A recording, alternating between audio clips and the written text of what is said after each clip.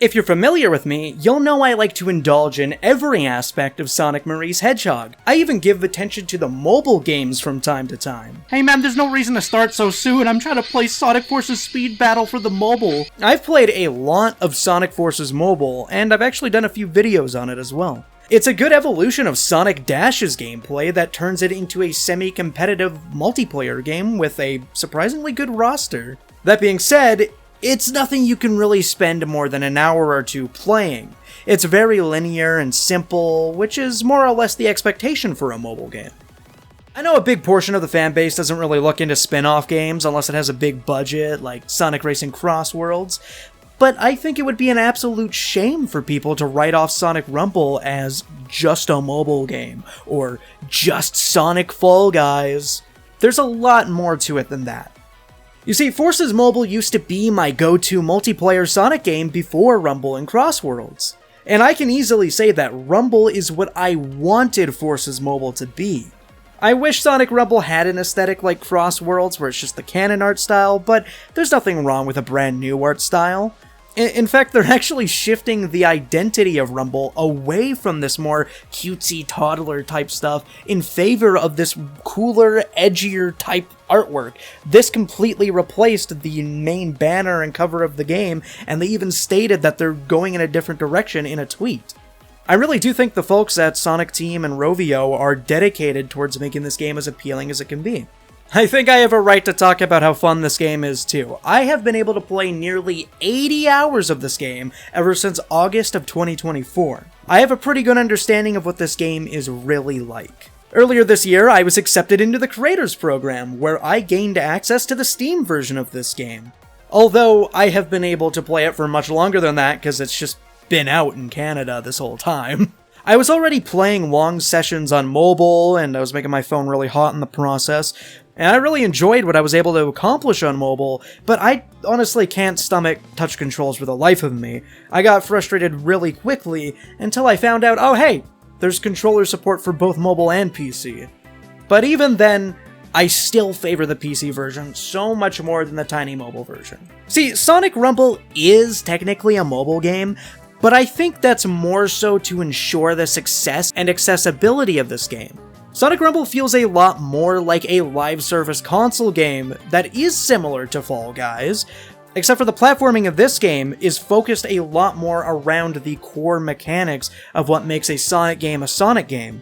It actually just feels like a regular 3D platforming game a part of the series. It has all of Sonic's design quirks, and I feel that it's actually unique and true enough to be a part of the series instead of just some party game. And I mean, Sonic Rumble has way too much polish and content to even be considered a mobile game. The production value and quantity of original assets far outpaces something like Forces Mobile or Sonic Dash.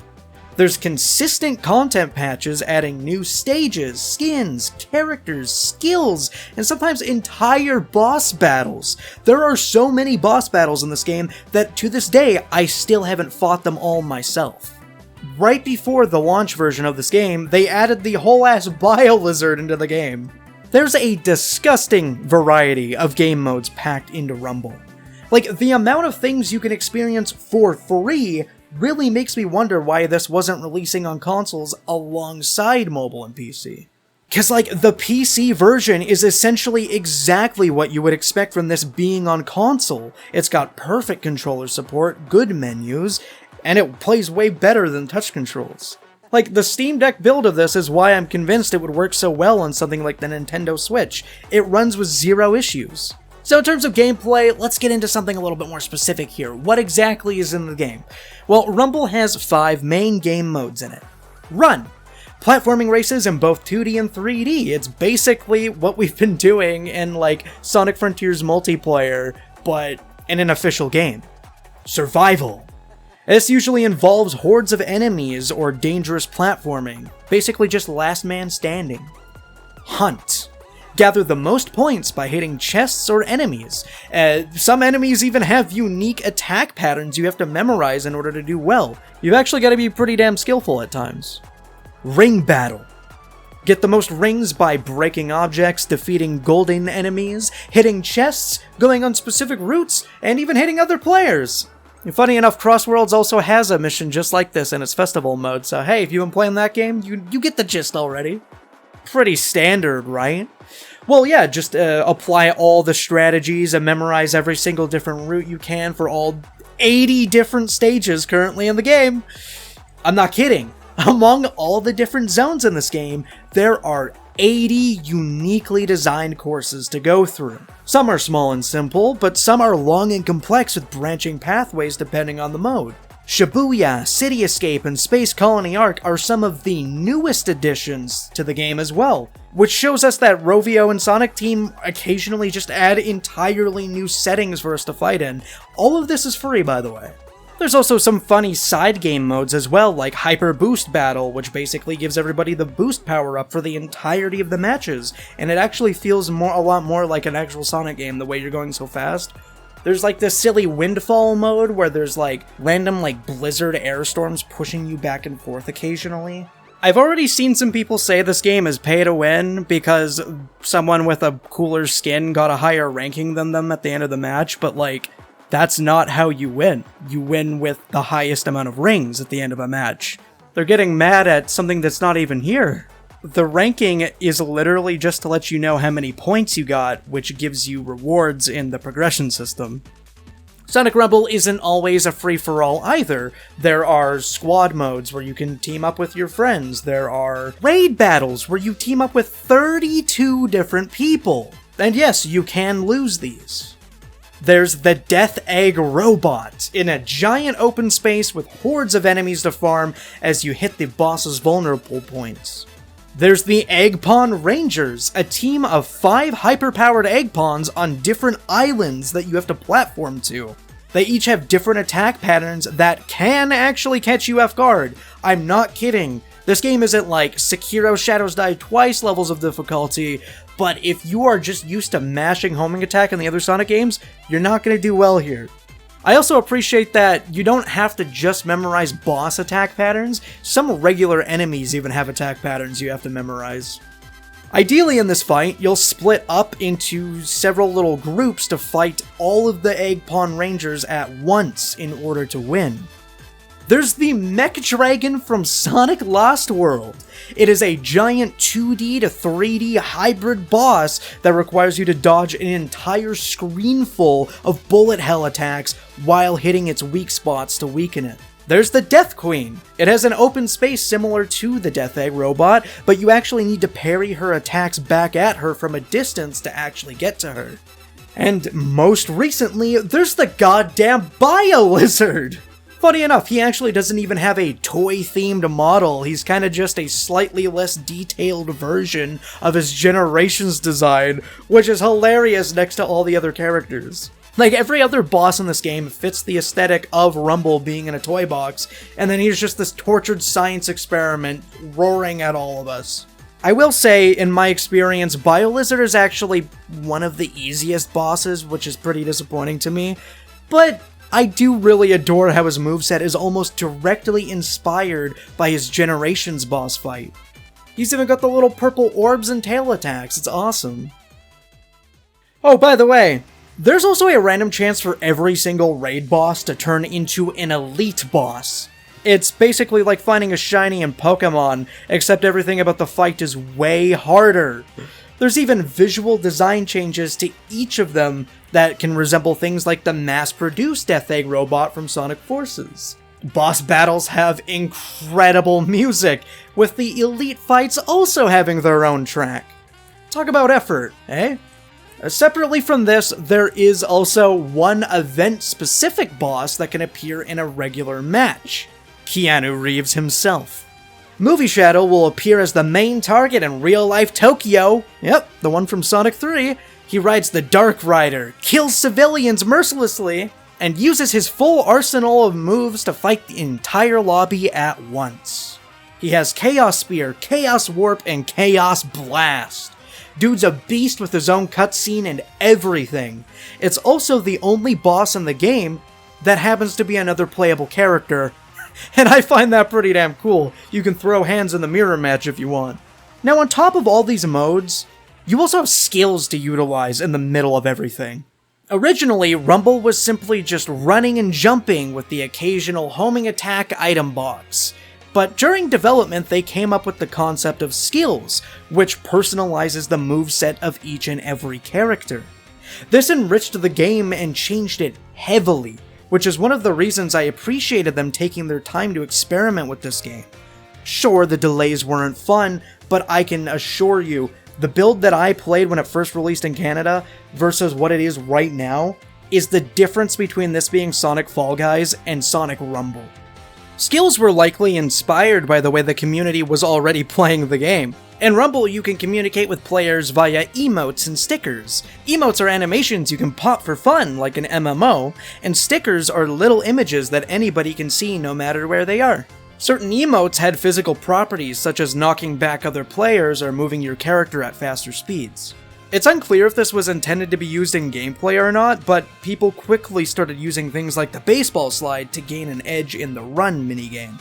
There was even a bubble emote that you could use in survival and hunt minigames to stall respawns.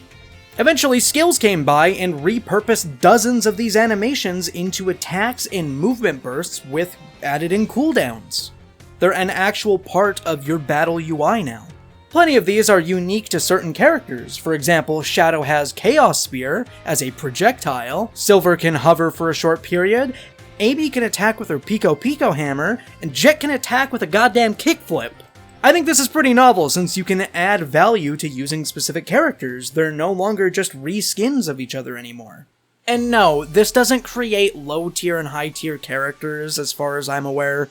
We've actually been able to play with Skills for several months now, and I have not heard any discourse about this. Pretty much every particularly strong skill is available for every character to use, such as Ring Swipe. The vast majority of character-unique skills have very situational uses, but that doesn't mean they're outright useless either. Some of the skills require a pretty decent learning curve as well. There are situations where you can hit groups of people that are all huddling up against a wall that's about to break. There are situations where people will hit you with a homing attack, and then you just tackle them right off the side of the edge for their insolence. I think a lot of people have this mentality that if you buy a lot of skills and max your skills, it's going to get you a free win, but in my experience actually playing the game, you can still beat players that have maxed out skills while you have like level 2 on your skills. It's like assuming that using a level 4 drift build in CrossWorlds is also going to feed you free wins. Like, no, there's still a lot of variables in the average match that you have to keep track of. Pressing a button is not how you win in this game. And there are a ton of ways to get skill stars for free if you're playing the Rumble rankings as well. You get a ton just by playing every single week. I'd say the competitive aspect of this game is as deep as you want it to be. You can play casually and win by intuition, or you can go the extra level and spend hours strategizing routes for certain stages and set up the best combinations for skills in each mode. But if you don't want to do that, you can just auto-equip. Not to mention, there's also plenty of comms to be had if you're playing squads with friends over voice chat. It's kind of similar to CrossWorlds festivals in this way, but with a larger variety of stages and objectives to memorize. Each and every one of these stages has their own little tricks and techniques that you're going to want to utilize. There are also several different ways to compete with people outside of matches. Similar to CrossWorlds, there are leaderboards for overall score, but unlike CrossWorlds, these get reset every season so everybody has a chance to keep up. I'm not really a fan of score attack leaderboards personally because they're basically part-time jobs, but it was fun getting top 100 in my region a few times. I have more fun with the ranked system personally. In the Rumble rankings, you're placed into a random pool of players and you compete with just them to get into like the top 20. If you can manage to keep your place on the board, you'll rank up to the next tier and you actually get a hefty reward for it too. All the ranks are Bronze, Silver, Gold, Platinum, Diamond, Chaos Emerald, and Master Emerald. This isn't as punishing as something like a fighting game where you can lose like 15 points to a low-ranked player, but it definitely requires more active play than something like the world matches in CrossWorlds, because in CrossWorlds you can simply rank up by playing a lot, and you can take as many breaks as you want, whereas in Rumble, you actually do have to compete with your numbers against other people. If you take too much of a break, you might lose your placement by the end of the week. I could see this being a challenge for people who are busy, but at least they happen every single week and the rewards don't really change. Being thrown into a random pool of players also means you have a chance to be the most active person in that pool anyway. It's completely random. One day you could be matched with the Avengers, one day you could be matched with a literal baby. When you get a rank up for the first time, you'll also earn the single most valuable resource in the whole game, Red Star Rings. These are incredibly hard to come by in normal play. Red Star Rings are the main currency you'll use to buy epic and legendary skins. Rumble is neat because it utilizes designs from the franchise's entire history. Sonic Forces, the console game, Sonic Forces, the mobile game, Roblox games, Sonic Riders, Yoshi's Goddamn Woolly World, Sonic the Black Knight, Murder of Sonic, Sonic Channel, etc, etc, etc.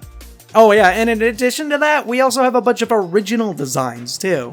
There's all kinds of buddies. You can have Coco, Chow, Wisps, Froggy, Chip, Flickies, a goddamn Death Egg, Sonic and Friends from TikTok. You name it, man. This game references damn near anything you can think of from the Japanese side of the franchise. We got a damn Vector Man skin, dog. You can grind for Red Star Rings through single-player modes like the challenge panels, or you can complete challenges that are infinitely refreshing to get upwards of a dozen at a time. Currently, I think it's kind of unreasonable to expect a player to unlock a high-rarity skin through freemium grinding.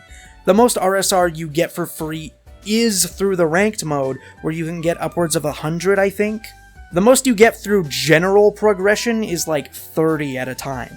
I've gotten over 200 Red Star Rings for doing single player and multiplayer challenges with my good old collaborator Stickman guides, but that alone requires a lot of playing just to unlock these challenges.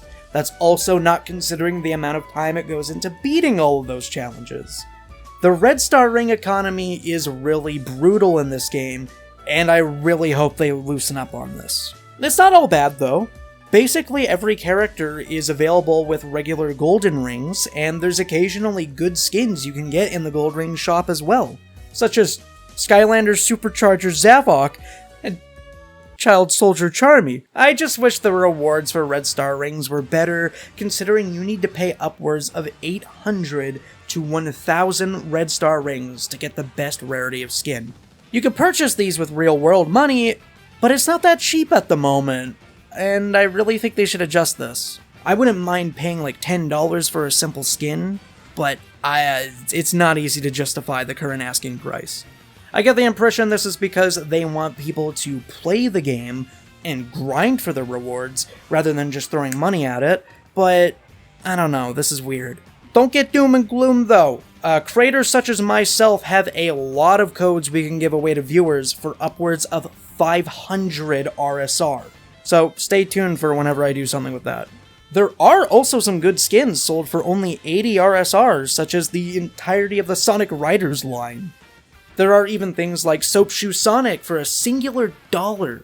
I think these are reasonable and are pretty worth it. It's basically the price of a chocolate bar. In addition to this, there are skins that you could buy for like $10 and just grind for. There's typically 2 of these passes happening at once, one for the event and one for the season. Each one has unique rewards depending on whatever the theme is. Similarly to CrossWorlds, there are 3 battle passes where you can earn buddies, currency, emotes, stickers, and skins. But if you pay $10, you can grind for all the premium rewards on the same event track as well. The only time I've really bothered paying for one of these battle passes was once I already got to level 99 while playing for free. Because at that point, it's like, okay, well, I'm getting everything, might as well. Event items typically aren't limited time either. They did in fact confirm that these items will be rerun at some point. So don't worry about the stuff that's already happened. Also, in some cases, the paid pass isn't actually as good as the free one, though this is pretty rare. And the Sonic Movie 3 event, you're able to get Movie Shadow and a buddy completely free, while the paid pass is just a bunch of random Eggman items that has nothing to do with the movie. If you want a TLDR on the monetization system, I think it's worth it to get a $10 premium pass if you like the skin that's in there and you're playing a lot. I can't really see myself buying any of the Red Star Rings for a skin, it's just a lot of money. But there are some pretty decently cheap ones like the Sonic Riders skins and the soap shoe skins, and they're no more expensive than a snack I'd buy for myself, so why not? Now, there probably are some things that I would rebalance if I could. I think every player should have access to every skill, and we should only use skill stars to level them up. Because a lot of new players, they just jump into a match, and they don't even know that they're supposed to equip a skill.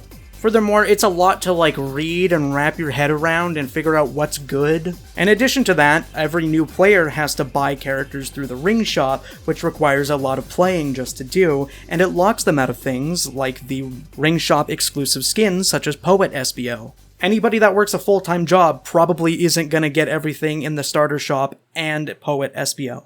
Things like Omni-Fragment distribution are low.